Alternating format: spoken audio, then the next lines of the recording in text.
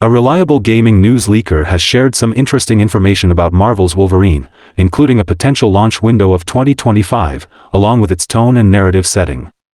With Marvel's Spider-Man 2 now out in the wild, Insomniac fans are turning their sights toward the developer's upcoming Wolverine game, which was announced alongside Spider-Man 2 back in 2021. During an action-packed PlayStation Showcase livestream, eager players were greeted by the sight of Logan sitting in a dirty bar surrounded by bodies, with his trademark adamantium claws revealing exactly who is starring in Insomniac's next epic superhero title. Since then, very little has been officially revealed about Marvel's Wolverine, save that it will be set in the same continuity as Insomniac's Spider-Man and that Spec Ops the line writer Walt D. Williams will serve as narrative director. This has fueled speculation that Insomniac will embrace Logan's darker and more violent nature in Marvel's Wolverine, mirroring the approach taken by 2009's X-Men Origins Wolverine tie-in game. Additionally, fan-favorite Wolverine voice actor Steve Blum posted an interesting message on social media earlier this year that had fans suspecting that he will reprise his role as the tough-as-nails Canadian mutant. Noteworthy video game leaker Daniel Rickman claims to know a great deal more about Marvel's Wolverine. According to Rickman, Insomniac is aiming to release Marvel's Wolverine at some point in 2025 despite previous claims that the game would launch next year.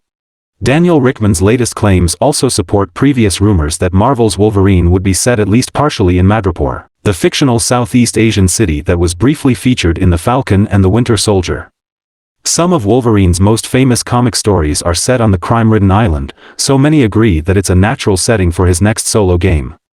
Additionally, Rickman says that Marvel's Wolverine will have a darker and more mature tone than Insomniac's Spider-Man games, something that was hinted at by creative director Brian Horton not long after the game was announced in 2021. Given the high quality and chart-topping success of Marvel's Spider-Man 2 and its predecessors, fans are eager to see how Insomniac handles Logan in Marvel's Wolverine. The fact that so much of the upcoming game is still shrouded in mystery only adds to this excitement, though players might not get answers until at least 2025 if Daniel Rickman is to be believed. If his claims are true, then Marvel's Wolverine could also be one of the darkest and most brutal Marvel titles ever made. Can't wait to see some gameplay, hopefully next year. On a wild day for The Last of Us Part 2 Remastered, the PS5 exclusive's release date has been revealed to be January 19, 2024, thanks to a leaked trailer. In fact, The Last of Us Part 2 leaked several times just that day. First, a data miner spotted the title while Insider Gaming corroborated the report. Things heated up even more as a listing for the game was spotted online. Events finally culminated with developer Naughty Dog officially announcing the remaster. Gamers have been tracking the PS5 title for some time now, as rumors about The Last of Us Part 2 Remastered began circulating last month thanks to an artist's LinkedIn profile. Needless to say, The Last of Us Part 2 isn't exactly the best-kept secret in the gaming industry at this point. And now, it appears as though fans have an exact date to look forward to.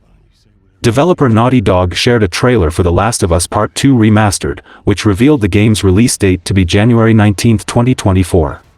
The game is slated to be a PS5 exclusive with more than just upgraded graphics. In fact, the remastered game offers a bevy of new features including a brand new game mode and plenty of behind-the-scenes content. Of course, this all comes on top of improved loading times, full DualSense integration, 3D audio and 4K gaming in fidelity mode. Interestingly, the remastered version of The Last of Us Part 2 will feature a roguelike survival mode called No Return. The new gameplay mode will feature unlockable characters, some of which have never before been playable in a Last of Us game. The Last of Us Part 2 Remastered roguelike mode will have 12 levels according to the LinkedIn profile of a Naughty Dog QA tester. The news was spotted by Twitter user Joanastic, who discovered that a description of the game from a current Naughty Dog QA tester was posted on his LinkedIn profile. According to the LinkedIn profile, The Last of Us Part 2 Remastered will have 12 different levels in the roguelike mode in The Last of Us 2 Remastered. Freeman wrote that he participated in the testing of 12 roguelike level layouts for The Last of Us 2 Remastered. For reference, the original game had 46 chapters of varying lengths, whereas the announcement trailer for its remastered edition already confirmed that at least some of the roguelike levels will reuse those maps, having revealed 5 such environments in total. Freeman's LinkedIn profile also mentions that all 12 levels in No Return will feature AI dialogue regions, albeit without elaborating on the matter. While some studios have been experimenting with AI-generated speech in recent years, this particular tidbit most likely refers to typical scripted and pre-recorded dialogue. Freeman's 18-month stint at the company ended in November, indicating that he was among the Naughty Dog developers who were laid off in recent weeks. TLOU 2 Remastered No Return Mode confirmed levels are Arcade from Seattle Day 3, Downtown from Seattle Day 1, Jackson, Chapter 1, Subway from Seattle Day 1 and the Flooded City from Seattle Day 3. Naughty Dog previously said that the roguelike mode in The Last of Us 2 Remastered will offer a variety of playable characters. That roster will include Tommy, Lev, and Jesse, as suggested by the game's reveal trailer. Among several other features, The Last of Us Part 2 Remastered will also feature lost levels that allow players to explore early development versions of unreleased stages. Even without the various leaks, a remaster of The Last of Us Part 2 isn't a surprise, as the first game in the series has seen several re-releases over the years. Most recently, Naughty Dog created a from-the-ground-up remake of the original, which resulted in The Last of Us Part 1 receiving several improvements. Introduced in the remaster of The Last of Us Part 2, No Return is a roguelike survival mode. It puts new and old characters in limited-time missions, urging them to fight hordes of the infected. The mode also features roguelike elements such as randomized encounters and rewards, as well as customizable specs. The speedrun mode is a leaderboard feature in Part 2 Remastered. With this option, players can track and share their speedrun records for a chance to rank among the top players and earn rewards. A new gameplay feature lets the remaster players freely use instruments like guitars. The mode also boasts various settings inspired by the main story and will include different characters. Additionally, players will be able to use FX pedals to modulate their performances, composing complex tracks. 3 additional missions will be playable in The Last of Us Part 2 Remastered. These lost levels are previously cut content that didn't make it to the original game. However, the missions will remain in their pre-development stages, serving more as BTS content than actual gameplay expansions. Lost levels let you explore early development versions of the sewers, the Jackson Party and Boar Hunt. A series of new character costumes and weapon camouflages are included in the remaster of The Last of Us Part 2. These include outfits for Ellie and Abby as well as their respective guns. A batch of fresh directorial commentary is incorporated into TLOU 2 Remastered featuring Neil Druckmann, narrative lead Hallie Gross, and actors Troy Baker, Ashley Johnson, and Laura Bailey. On top of all the new gameplay features, the remaster of TLOU Part 2 will also include native 4K, unlocked frame rate option for TVs that support VRR, better texture resolution, increased level of detail distances, improved shadow quality, and animation sampling rate. Though for me both looks the same, it looks like they made little to no improvements over the visuals from the PS4 version. The Last of Us Part 2's remastered version will come in 2 editions, Standard and Special Washington Liberation Front. The Standard Edition includes the previous discussed features and add-ons. The Collector's Edition, WLF, has physical collectibles such as a seatbook case, patches, pins, and trading cards. A limited edition physical bundle of The Last of Us Part 2 Remastered will be available at select stores in the USA, UK, Germany, France, Benelux, Italy, Spain, Portugal, and Austria. This collector's edition contains WLF-themed items such as pins, patches, and trading cards. PS4 owners can get the remaster upgrade for only $10. The need for these remasters and remakes, especially from Naughty Dog, is okay, but at the same time, when you announce nothing of your lineup or your entire catalog for this 3 years into the generation consists of no new games, it is a little concerning. It is still one of the best looking games to date, and the name tag should have been director's cut rather than remaster. Naughty Dog has multiple teams, and I think the monetization struggles with Factions 2 really messed up a lot of their plans and budget and team allocations. Hopefully Naughty Dog focuses on single-player new games, sequels, or a new IP moving forward, and abandon this live service path. This applies to all of PlayStation. Ahead of its launch on December 7th, Avatar: Frontiers of Pandora has gone gold. Several other big games have gone gold this year, and Frontiers of Pandora looks to be a promising addition to the list of anticipated games releasing soon. Fans have less than a month to wait, and the newly achieved gold status holds the potential to boost player excitement leading up to the official launch. First announced at E3 2021, Avatar: Frontiers of Pandora is an open-world action-adventure game set in the fictional world of James Cameron's Avatar universe. The game will take players to a brand new region called the Western Frontier and will expand the world of Avatar beyond the story of the films. With the success of the Avatar movies maintaining audience interest, gamers are happy to see the game finally ready for experience. Ubisoft congratulated its development studio Massive Entertainment in a post announcing that Avatar: Frontiers of Pandora has officially gone gold. The game has been in the works for some time, with rumors suggesting the studio started on the project as early as 2017 and had previously announced an original release slated for 2022. Fan anticipation has steadily grown in the build-up to the game's official launch, with some exciting features confirmed for Avatar: Frontiers of Pandora.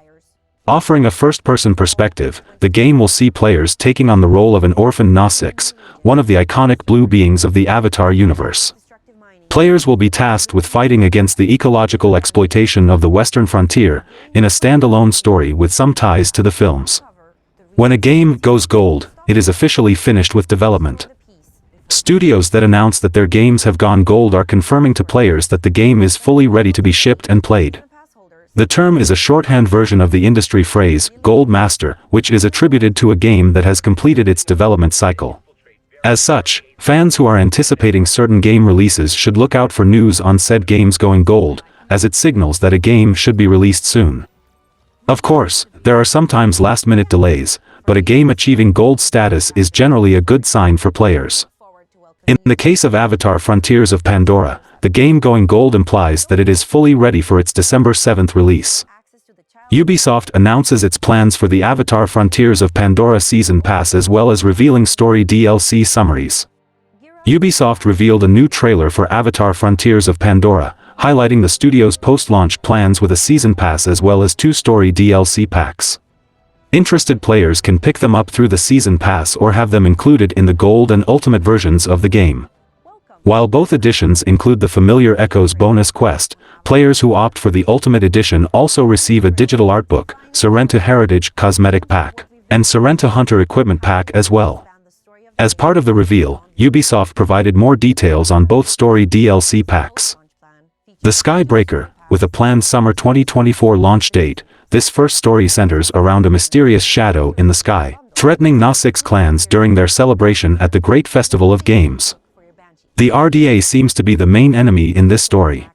Secrets of the Spires, coming during the autumn 2024 season. This story pack introduces a new canyon region and seems to focus on the flight mechanics of the Banshee 4 Epic Aerial Combat.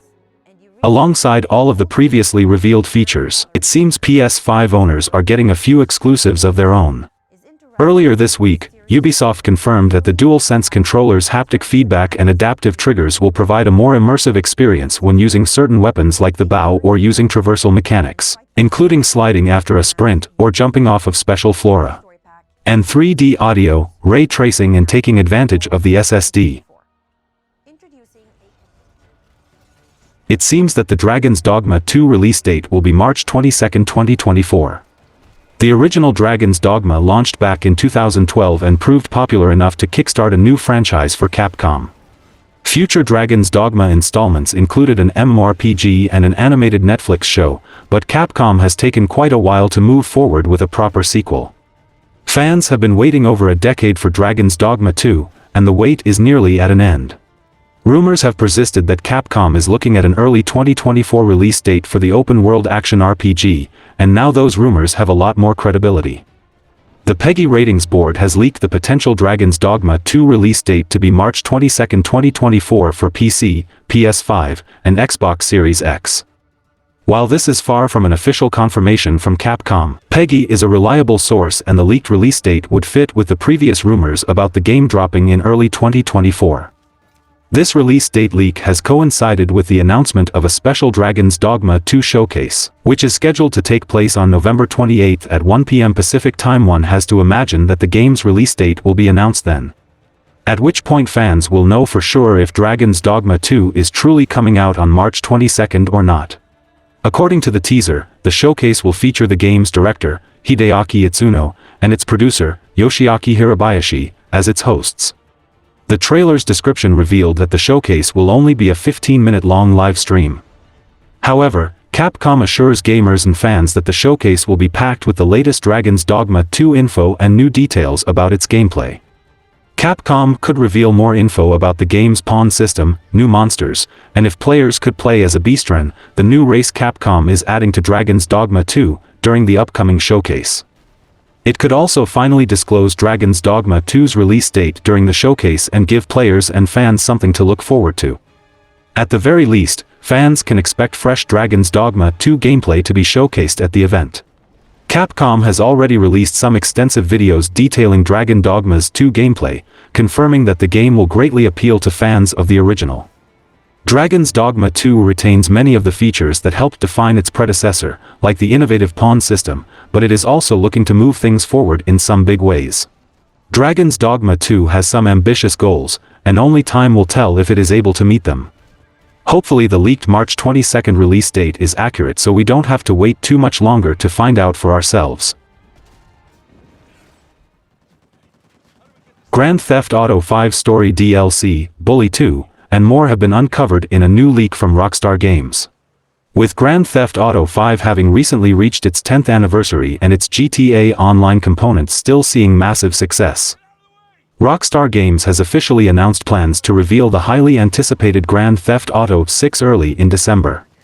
Ever since Grand Theft Auto 5's release in 2013, fans of the franchise have been left wondering about whether the open-world crime drama will ever receive story DLC. The previous game, Grand Theft Auto 4, was known for having some of the most memorable DLC stories ever with The Lost and the Damned and the Ballad of Gay Tony. Grand Theft Auto 5 setting the stage with 3 different protagonists in Michael, Franklin, and Trevor, along with a bevy of strange and interesting side characters, made it seem like story DLC for GTA 5 was going to be inevitable. However, as GTA Online took off, Rockstar Games never looked back as it has seemingly spent all of its post-launch resources on updating and supporting online for the entire decade. Now, fans of the very secretive studio have gained insight into some of Rockstar Games' scrapped plans post-GTA 5. As reported by Video Games Chronicle, fans have found a database file within Grand Theft Auto 5 that points towards some of Rockstar's other projects, like Red Dead Redemption 2, GTA 4, Midnight Club Los Angeles, and Bully 2, confirming the sequel to the 2006 open-world Bully had been in the works at some point. The leak also revealed plans for GTA 5 Story DLC involving Trevor and jetpacks, which was converted into the Doomsday Heist mission for GTA Online. Considering the massive and ongoing success of GTA Online, it's no surprise that any GTA 5 Story DLC plans were scrapped in favor of more updates for the game's online component. It's also possible that Bully May 2nd have been scrapped for that same reason. The sequel had reportedly been written by former Rockstar co-founder Dan Houser and others just 2 years after the release of the first game, with Rockstar spending over a year working on the title in the early 2010s before it was seemingly canned. Bully 2 rumors began swirling again in 2019 just after Red Dead Redemption 2's massive release, but unfortunately nothing had come of it. It's interesting to know that Bully 2 had been in development at Rockstar, as it has seemed like the studio had been exclusively focused on Grand Theft Auto and Red Dead Redemption 2 for the past decade. It begs the question whether the studio has more in the pipeline beyond Grand Theft Auto 6 and, if it does, whether there's going to be another half-decade wait. More leaks also pointed towards concepts for Bully 3, Manhunt 2, Agent and more. While fans of the original Bully may be disappointed about its sequel and never seeing the light of day, fans of Rockstar's flagship franchise have a lot to be excited about with the reveal of Grand Theft Auto 6 right around the corner. A former Rockstar Games developer detailed the company's previous plans to make an open-world zombie survival game. The project was an interesting concept that could have made for an exciting Rockstar game. Ob Vermage, a former technical director at the company, has taken to the internet recently to detail his experiences working for Rockstar North. Vermage worked for the company from 1995 to 2009, and experienced its massive growth as the Grand Theft Auto franchise became a household name.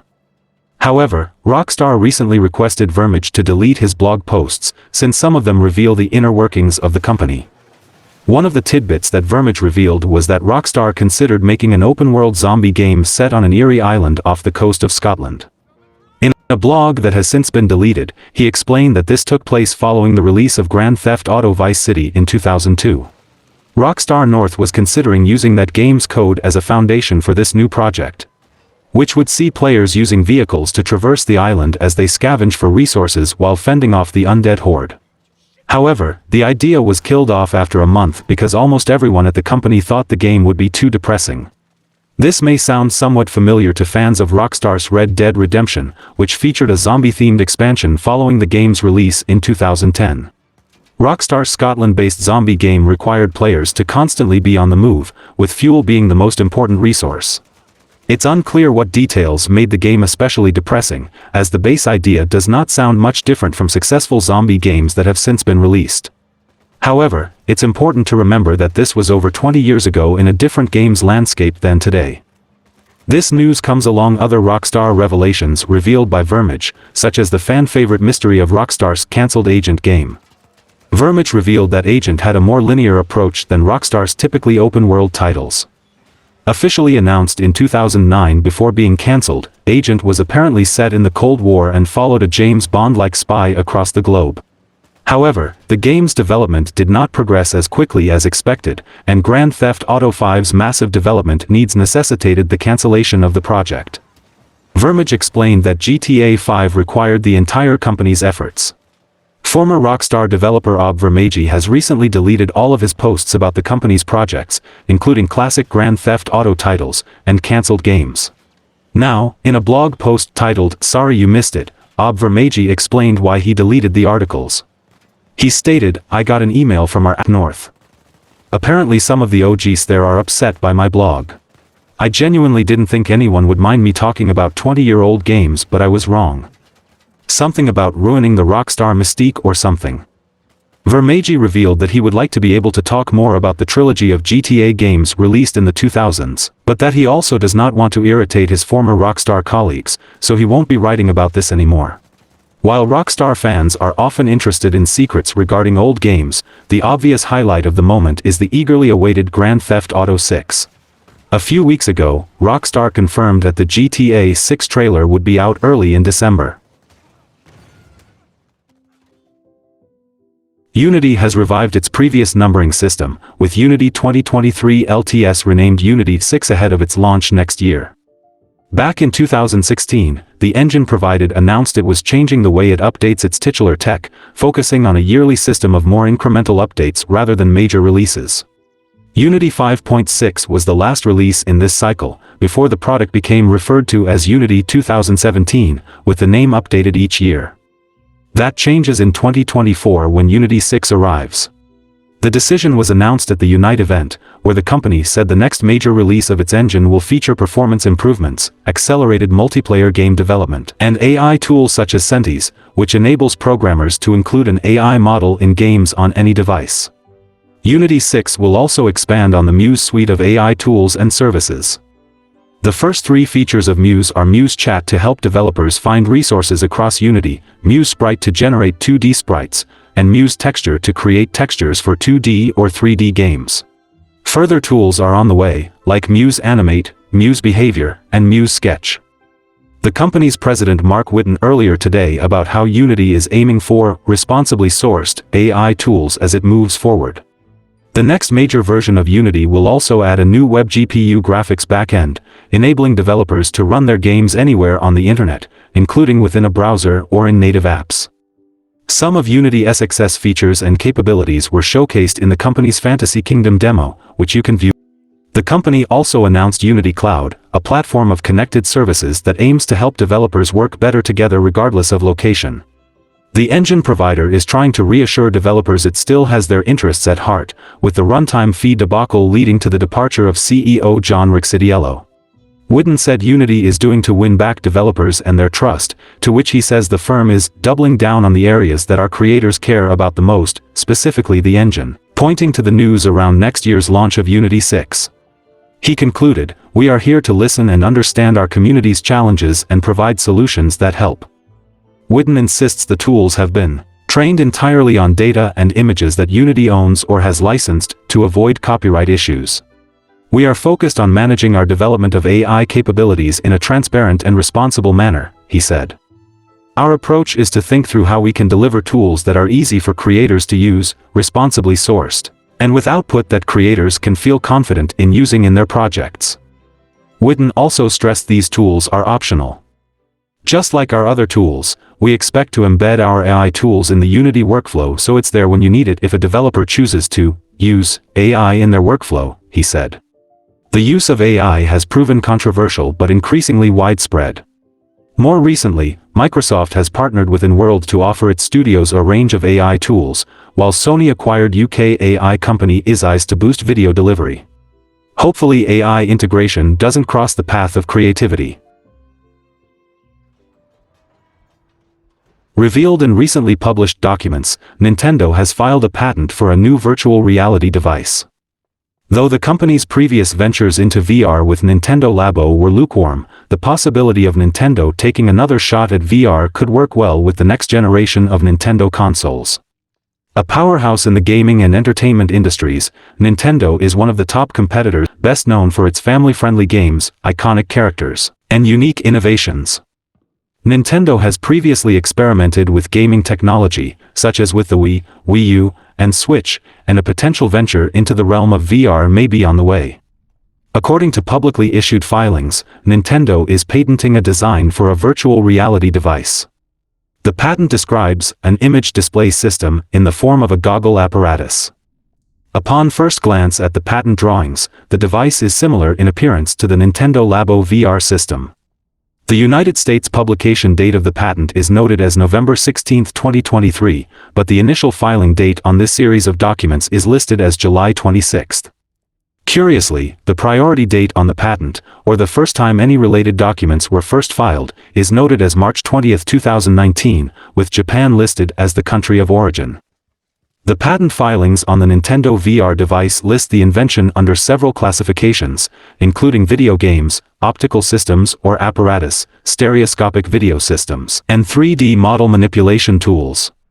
Further analysis of the patent classifications and their subcategories reveal that the Nintendo VR device is described as having head-mounted heads-up displays, virtual cameras with changing parameters, multi-view video systems with image reproducers, mixed reality, including images for computer graphics, optical systems or apparatus with display position adjusting, input arrangements for transferring data, dynamically adapting virtual camera to keep a game object or game character in its viewing frustum, e.g. for tracking a character or a ball, and data monitoring related to the user, e.g. head tracking, eye tracking. If Nintendo were to move forward with producing this device, it would signal another major shift in the company's console technology endeavors. Rumors of the Nintendo Switch 2 have heavily focused on improved performance and innovative designs, which may pair well with a potential Nintendo VR device. However, it is key to note that companies frequently file patents that are never finalized or actualized, so this filing is no guarantee that Nintendo will move forward with VR development. As audiences continue to speculate on the possibilities of the Switch 2, Nintendo continues to file patents that pique the curiosity of fans. A Nintendo patent for a dual-screen gaming device was published just last month and had many discussing the future plans of the company. With the publication of this new potential VR device sparking more questions about the gaming giant's development work, Nintendo fans will want to stay tuned for updates on what the company is creating. Hopefully this is real. The PSVR 1 and especially the PSVR 2 is really providing many immersive and innovative gaming experiences. So, a Nintendo VR device is definitely welcome. Google wanted to acquire Epic Games to gain ownership of Fortnite back in 2018, unredacted documents from the Epic Games vs. Apple lawsuit have recently revealed. Epic Games is known for the Epic Games Store, its popular Unreal Engine, and for its blockbuster game Fortnite. While the online store is not very profitable, the game is, and it seems that Google wanted a piece of its success. The Epic Games vs. Google lawsuit started back in 2020 when Epic tried to circumvent Apple and Google's fees for in-game payments on Fortnite. As a response to that, both Apple and Google pulled the game from their stores. This prompted Epic Games to sue the companies. So far, Epic lost to Apple in 2021, but it's still on trial against Google. The Epic vs. Google trial started back on November 6, and it will be continuing until early December, probably concluding before the end of the year. One of the newest pieces of information comes from documents regarding Google's Project Electra strategy, which was originally planned for 2018. Project Electra sought to gain enough control over Epic Games to make Fortnite a centerpiece of the Android operating system. According to documents uncovered by The Verge, Google saw Fortnite as a leading business driver. The company's plans, as confirmed via emails from Google's president of global partnerships Don Harrison, was initially to buy a 20% stake in Epic for around $2 billion. Other emails also show that Google considered purchasing 100% of Epic Games' stake as a way to achieve control over Fortnite. This was not the only time that documents proved that Google was very interested in Fortnite. A few days ago, it was revealed that Google offered Epic $147 million to bring Fortnite exclusively to the Play Store back in 2018. Despite refusing the offer at the time, Epic actually released Fortnite on the platform in 2020. However, it was later removed by Google as Epic attempted to avoid paying the platform's fees. As Epic's antitrust trial against Google continues, the former CEO Tim Sweeney has revealed the campaign to open PlayStation to crossplay could have led to legal action. Sony repeatedly shot down this suggestion but finally relented in September 2018. With open platforms being a key discussion point of the Epic versus Google trial, a San Francisco courthouse on Monday heard how far the Fortnite firm planned to go to support the push for crossplay, The Verge reported. "We were willing to fight them in court if necessary," Epic CEO Tim Sweeney said during his time on the witness stand. The conversation revolved around a June 2018 email Sweeney sent to Phil Rosenberg, then PlayStation's senior vice president and head of global publisher and developer relations. After this discussion, the court proceedings moved on with Sweeney noting that Sony and Epic have worked much closer together since then. For example, Sony Music has partnered on Fortnite events, Sony Pictures uses the Unreal Engine for some of its productions, and Sony Corporation has become a shareholder in Epic Games. On the subject of shareholders, Sweeney was questioned about the role China-based Tencent plays in Epic's business, a subject Judge James Donato ordered Google to only bring up once during the trial. When later asked by Epic's lawyer whether Tencent controls Epic, Sweeney replied, "No. I do, I'm the controlling shareholder of Epic." The Epic CEO was also asked about Tencent's reaction to Project Liberty, to which he said, "I came up with the idea of Project Liberty, and when we disclosed to them, they were rather surprised." Project Liberty, as revealed during the Epic vs. Apple trial 2 years ago, was Epic's battle plan to add direct payment options into Fortnite, avoiding Google and Apple's 30% cut and prompting the game to be removed from app stores, to which Epic responded with these lawsuits. Sweeney admitted to this plan when questioned by Google's lawyer. "That's some slick shit Epic tried to do, for being on other companies' storefronts." Speaking of acquisitions, entertainment company Annapurna has acquired South Africa-based 24-bit games. With the acquisition, Annapurna aims to help the games firm expand its proprietary technology and staff. 24-bit Games was established in 2012, and it has ported and co-developed projects such as Cocoon, Neon White, and Maquette. "We deeply respect Annapurna's approach to curating a portfolio of great games, its value system around building and extending IP, and the company culture," said 24-bit CEO Luc Lamotte. "We have truly enjoyed working together over the years, and we believe we are joining Annapurna at an exciting moment of growth and expansion. 24-bit's personnel and leadership will operate as it has, now as an Annapurna subsidiary." Additionally, both companies said they will continue 24-bit's goal of supporting the South African game development scene. Aonic has acquired VR developer Ndreams for approximately $110 million. Ndreams co-founders Patrick and Tamsin Oluwene will remain in their positions as CEO and CPO, as will the rest of the executive team. The Farnborough-based studio will use the funding for future investments including third-party publishing and potential studio acquisitions. As a result of the acquisition, Mercia Asset Management, which previously held a minority stake in Ndreams, has now exited the developer. The UK tech investor received a £30.2 million return in its investment of Ndreams, consisting of £26.4 million in cash and a £3.4 million stake in the developer.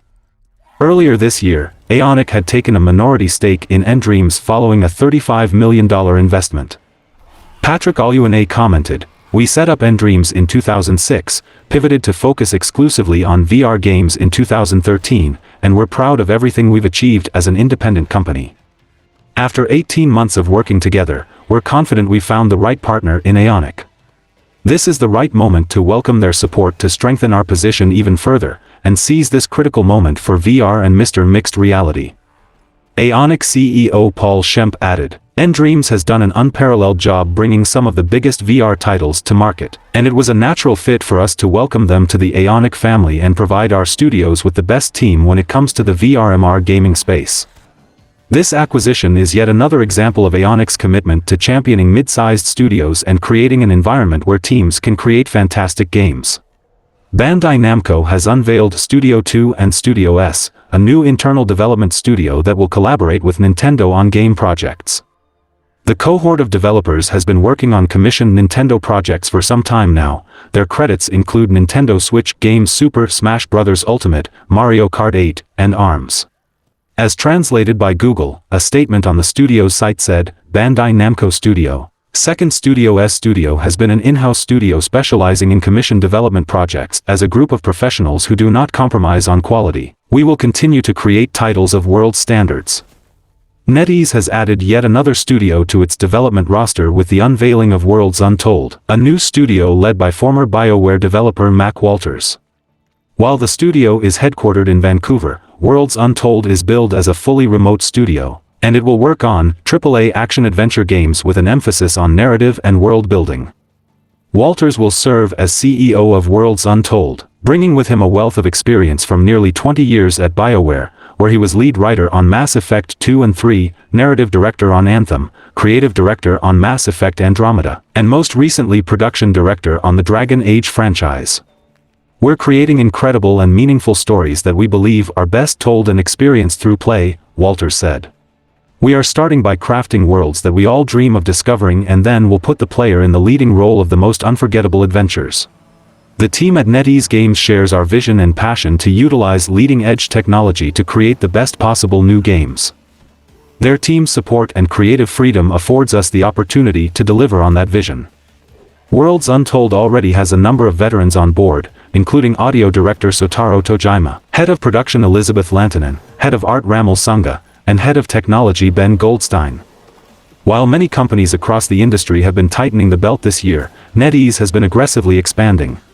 NetEase and industry veteran Greg Street have formed a new studio, Fantastic Pixel Castle, and have announced the start of development on its first game. Fantastic Pixel Castle will operate as a fully remote studio and is preparing to begin the hiring process for developing an MMO codenamed Ghost, which is based on a new fantasy IP. With Fantastic Pixel Castle and Ghost, we want to demonstrate our commitment to open communication and development in front of players, said studio head Street. We are a fully remote studio, allowing us to hire the best game developers, and we plan to stay small, so that we can iterate on our design quickly. He added, we also want to show the game early and often to the community and make sure we are on the right track to incorporate constant feedback. This is possible because NetEase Games is a strategic partner that understands our vision and gives us the creative autonomy, resources, and support to be successful. Street previously worked as a lead systems designer at Blizzard Entertainment on World of Warcraft, and as an executive producer on League of Legends MMO at Riot Games. Simon Zhu, president of Global Investments and Partnerships at NetEase, commented, Fantastic Pixel Castle is bringing some of the best MMO talent available to NetEase Games to develop this original fantasy IP, and they will have our full support to make this vision a reality. NetEase started the year by acquiring Halo Infinite co-developer Skybox Labs, and followed that up by launching Spliced, Anchor Point Studios, Bad Brain Game Studios, Pincool, T-0 Entertainment, and Fantastic Pixel Castle. Hopefully they won't end up like Embracer Group. Speaking of Embracer Group, following its latest quarterly earnings, the Embracer Group revealed that it has laid off 904 employees as part of its restructuring process. 2023 has been a troubling year for the company, especially after the fallout of a reported $2 billion deal with Saudi Arabia. While its latest earnings report indicates the situation may be improving, Embracer's issues appear far from over. Back in June, the Embracer Group announced that it was going to restructure to reduce the company's 16.7 billion Swedish kronor, $1.51 million, debt. This meant several cancelled projects, studio shutdowns, and layoffs across the company, with some of its highly anticipated titles like the Knights of the Old Republic remake now in limbo. The company was even reportedly considering selling off Borderlands maker Gearbox Entertainment. Either way, the biggest casualty of the company's proceedings aside from games has been its workforce, where a significant number of its employees have been let go. According to Embracer's quarterly report for Q2 FY 2023, the group has laid off 904 of its workers during the 3 months ending September 30th. The reduced headcount represents about 5% of its workforce, with the company mentioning that the program is expected to continue toward the end of its fiscal year and to reduce capex to a run rate of around 5 billion Swedish kronor into FY 2024. The layoffs come from Crystal Dynamics, Gearbox Publishing, and Beamdog Studios, along with the shutdown of Campfire Cabal and Volition Games. However, this number will be higher since Embracer has laid off staff from Digic, Zen Studios, and Cryptic Studio as well. For the 3 months ended September 30th, the company reported net sales had risen 13% year-on-year to 10.8 billion Swedish kronor, $1 billion. Meanwhile, its net debt has been reduced to 14.6 billion Swedish kronor, $1.4 billion, marking a 31% improvement on where it stood at the same point last year.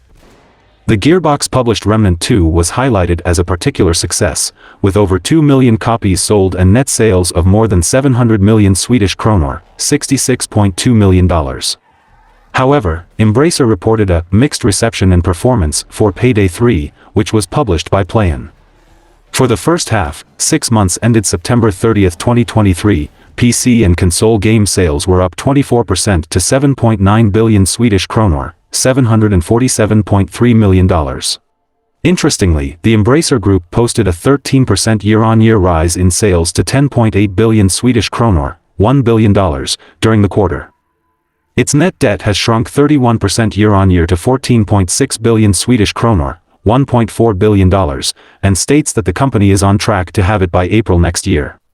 The Tomb Raider owner has also cancelled about 15 mainly unannounced projects while indicating that more closures and buyouts are on the way. Time will tell how much further this will impact the group's ambitions, particularly considering how Embracer had over 220 projects in active development back in June. Buying up everything without any plan really messed up Embracer Group and the gamers. Now it is just cancelling games and shutting down studios left and right. Consolidation is really gonna shake the gaming industry really bad, especially with the likes of Microsoft. Next up, we have the as usual monthly video games industry section to cover across main console markets. October snapped a 5-month streak of year-over-year growth in US consumer spending on games, according to the latest report from Circana. US consumers spent $4.04 billion on gaming for the month, down 5% year-over-year, the first decline for the industry since another 5% dip in April. A significant chunk of the decline was driven by shifting release dates for the Call of Duty series.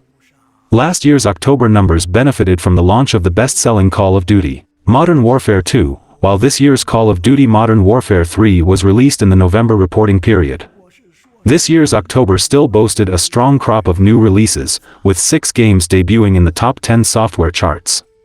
Marvel's Spider-Man 2 claimed the top spot, relegating Super Mario Bros. Wonder to second place. Although their figures aren't quite an apples-to-apples comparison, as Circana does not report digital sales of Nintendo first-party titles. Though, Spider-Man 2 outsold Mario Wonder worldwide. Mario Wonder sold 4.2 million copies in 2 weeks and Marvel's Spider-Man 2 sold 5 million copies in 11 days. As for other big new releases, Assassin's Creed Mirage managed 3rd place, while UFC 5, NHL 24, and Sonic Superstars took the 7th, 8th, and 9th spots, respectively. By Circana's numbers, Spider-Man 2 is already the 4th best-selling game of the year, behind only Hogwarts Legacy, The Legend of Zelda Tears of the Kingdom, and Madden NFL 24 in that order. One new release not included on the chart is the PlayStation version of free-to-play platform Roblox, which Circana said ranked 4th among all PS5 titles for monthly active users, behind Call of Duty Modern Warfare 2, Fortnite and Spider-Man 2. Launch month dollar sales of Marvel's Spider-Man 2 exceeded those of September 2018's Marvel's Spider-Man by a double-digit percentage. Overall consumer spending on game content, including full games, microtransactions, DLC, and subscriptions, was down 4% to $3.56 billion.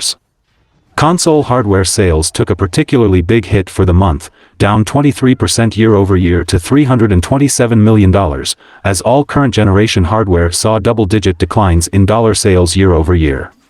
PS5 was the best-selling system whether looking at units or dollar amount, while Switch took second on units sold and Xbox Series consoles was the runner-up when looking at dollars spent.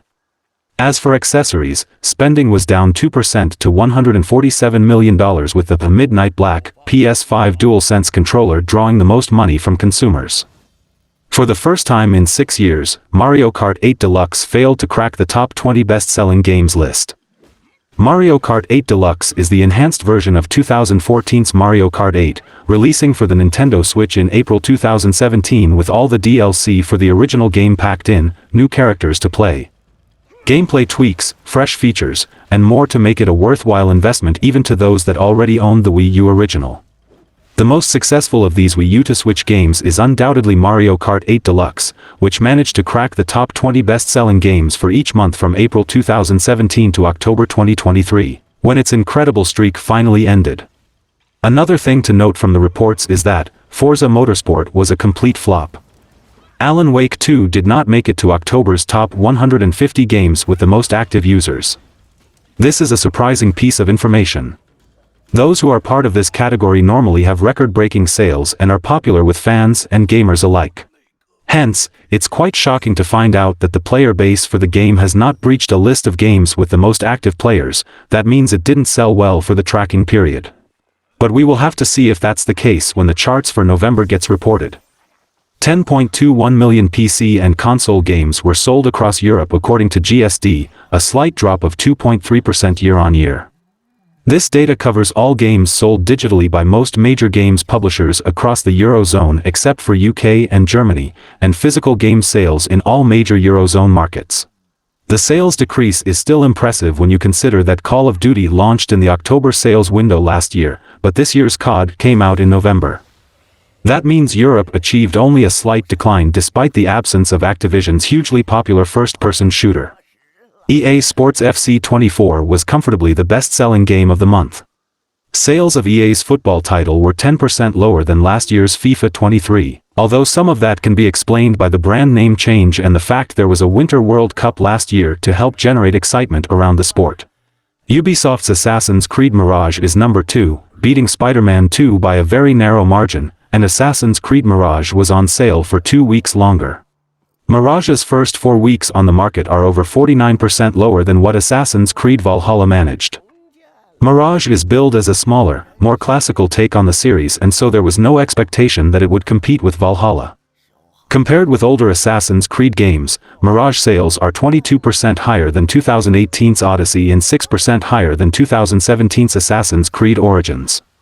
On to Spider-Man 2, and the PS5 game's launch was strong, with the first 2 weeks up nearly 30% compared with 2018's Spider-Man, and almost 3 times higher than 2020's Spider-Man Miles Morales. Compared with last year's big PlayStation game, God of War Ragnarok, the first 2 weeks of sales for Spider-Man 2 are 28% lower. However, that's because God of War was also released on PS4. If we focus on just PS5 sales, Spider-Man 2 outsold Ragnarok by 8% after 2 weeks. In fourth place is Super Mario Bros. Wonder. Launch sales of Wonder are double that of 2017's Super Mario Odyssey, when the Nintendo Switch install base was much, much smaller. Nearly 59% bigger than 2020's Super Mario 3D All-Stars and nearly 53% bigger than 2021's Super Mario 3D World plus Bowser's Fury. Nintendo has announced that Super Mario Bros. Wonder is the fastest-selling Super Mario game in Europe. Also new in the charts for October are Lords of the Fallen, number 5, Metal Gear Solid Master Collection Volume 1, number 16, EA Sports UFC 5, number 17, Detective Pikachu Returns, number 32, Sonic Superstars, number 33, and Forza Motorsport, number 42. In terms of individual countries, EA Sports FC 24 was number 1 in most markets, but things differ in terms of the second position. The second best-selling game of October in France is Super Mario Bros. Wonder, in Germany it is Assassin's Creed Mirage, while in Italy and Spain it is Spider-Man 2. Over in console hardware, PS5 is comfortably the #1 console in Europe, across tracked markets, UK and Germany not included. PS5 sales are up 143% over October last year, driven by the availability of stock this time around. Nintendo Switch is at #2 despite a 20% drop in sales compared with last October, while Xbox Series S and X sales continue to struggle in Europe, down a whopping 52% year-on-year. In total, 481,000 consoles were sold across the tracked markets in October. Compared with September, overall market sales are up nearly 16%, PS5 sales are up 11%, Switch sales are up 10% and Xbox sales are down under 20%. 1.6 million digital games were sold in the UK during October, GSD data, a drop of 24% over the year before. Meanwhile, GfK data shows that physical game sales are up slightly, plus 8%, to 1.08 million games sold. The main reason for the overall drop is the fact that Call of Duty Modern Warfare 2 launched in October last year, whereas this year's Call of Duty landed in November. There was also a drop in sales for this year's football game. EA Sports FC 24's first week sales, looking at GfK and GSD numbers together, are 16% lower than last year's FIFA 23. 2022's FIFA game was the last one by EA, and also tied into the World Cup that took place in December, which led to a strong opening month for the game. The best-selling new game of the month was Spider-Man 2 from Sony. By combining GfK and GSD sales together, we can see that the first 2 weeks are nearly 9% lower than 2018's original Spider-Man, but 94% bigger than 2020's Spider-Man Miles Morales, which was a launch game, hence the bigger gap. Compared with last year's big PlayStation game, God of War Ragnarok, the first 2 weeks of sales are 2% higher for Spider-Man 2. God of War Ragnarok was available on PS4 and PS5, whereas Spider-Man 2 is purely a PS5 game. Next on the new game list is Assassin's Creed Mirage, which was the third biggest digital game of the month and the fourth biggest physical release. The game's sales are 58% lower than the opening 4 weeks for Assassin's Creed Valhalla, which released in 2020. However, this was always billed as a smaller Assassin's Creed, with gameplay similar to older titles in the series. The first 4 weeks of sales for Mirage are almost identical to the first 4 weeks of 2018's Assassin's Creed Odyssey. Elsewhere, Super Mario Bros. Wonder is the third biggest physical game of the month, but isn't in the digital charts as Nintendo does not share download figures with the charts company.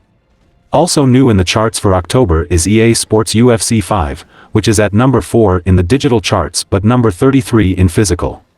Lords of the Fallen is at #5 in digital and #17 in physical. Sonic Superstars is at #26 in digital and #9 in physical, and the game sold significantly better in a box than it did as a download. Just missing out on the top 10 is Metal Gear Solid Master Collection Volume 1, which makes #11 in digital and #15 in physical. Finally, Red Dead Redemption makes the physical charts at #10 due to the arrival of the boxed version for Nintendo Switch and PS4. The game was released on these platforms digitally back in August. There was a slight drop in console hardware sales in the UK, according to GfK figures. Sales dropped 10% month-on-month to 176,022 devices sold, panel data. There was a slight dip of 4% in sales of PS5, although it was still a very strong month for Sony's console. 56% of PS5s sold in October were for the official EA Sports FC 24 hardware bundle. The Spider-Man 2 edition of the console accounted for 6% of sales. The big decline was for Xbox Series S and X, which suffered a sales drop of 33%. Microsoft's platforms still narrowly manages to stay ahead of Nintendo Switch, which is once again in third spot. However, Nintendo Switch sales did rise 15% over the month before, helped by the launch of Super Mario Bros. Wonder. However, the new Mario Red OLED version of the console was only 6.2% of Switch sales last month. As we revealed last week, PS5 has had a 51% market over the last 6 months due to strong sales activity over the summer. Xbox has seen its market share drop to 23%, while Nintendo Switch has fallen heavily to 25%. GFK boss Dorian Block says there is a lot to play for over the final 3 months of the year, which tends to account for over half of all console sales during a calendar year. In terms of accessories, 583,869 add-on products were sold in October according to GFK panel data. That's a drop of 12% on September and 15% down on October last year. The Xbox consoles are really struggling, down double-digit percentages for the last 4 quarters. It is not selling even decent.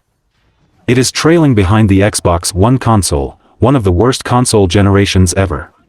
Halo didn't help, Starfield couldn't help. If this trend continues and Call of Duty couldn't help the Xbox consoles, then I'm sure they'll go third-party sooner than later. PS5 is just beating the hell out of both Xbox and Nintendo. Famitsu has released its physical sales data for October, and Super Mario Bros. Wonder unsurprisingly topped the charts in its debut month. Although it launched more than halfway through the month's reporting window, Nintendo's latest mascot platformer was estimated to have sold more than 801,000 copies, far ahead of the 110 posted by the month's second bestseller, Detective Pikachu Returns. The PS5 exclusive Spider-Man 2 rounded out a top 3 of new releases with about 90,000 sold, while the previous chart topper Pikmin 4 was pushed to 4th place with an estimated 66 copies sold in its 4th month on shelves.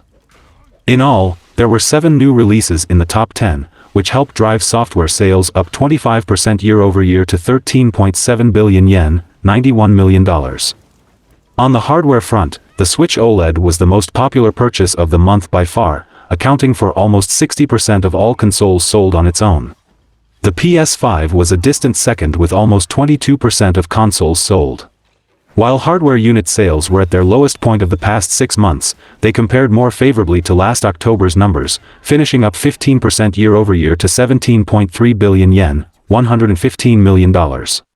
Overall spending in the console space was up 19% to 31 billion yen, $206 million. It's time to see which PS5 and PSVR games topped the download charts this month.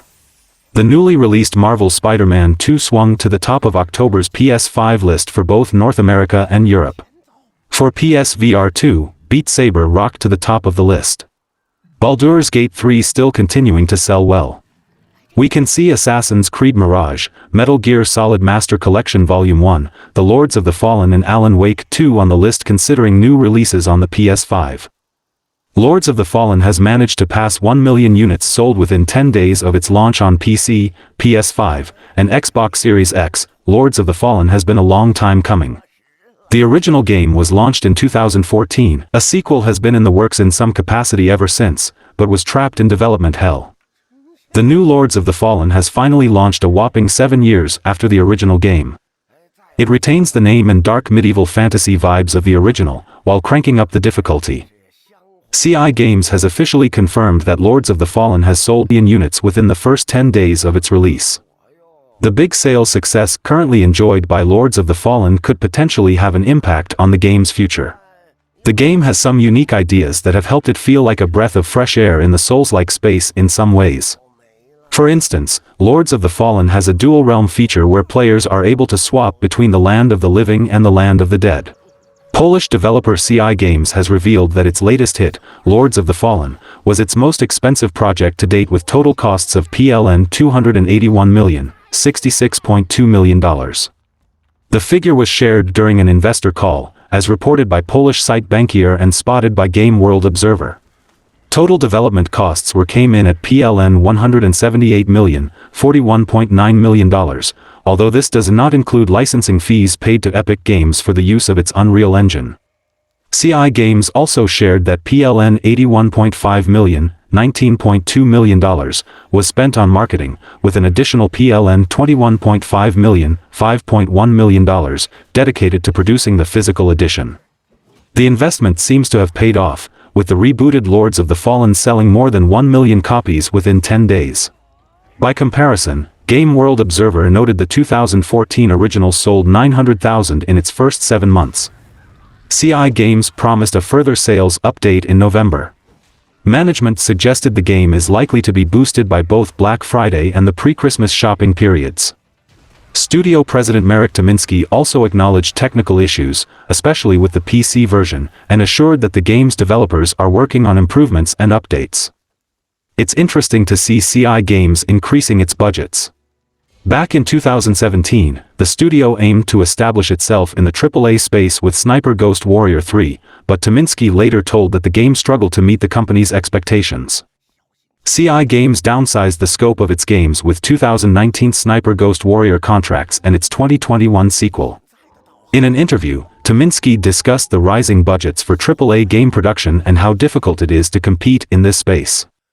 The level of expectations people have today from full-price games is very high and you really need to have large budget to even have a chance, he told. In another update, with The Outer Worlds selling 5 million copies. Private Division, which own the marketing rights to the game, revealed the numbers. And that's all for the video, guys. Like and share the video for a greater audience. Comment your thoughts on the topics, and donations are always appreciated. Subscribe to the channel and click the bell icon, and until then, from SMPV, it's goodbye.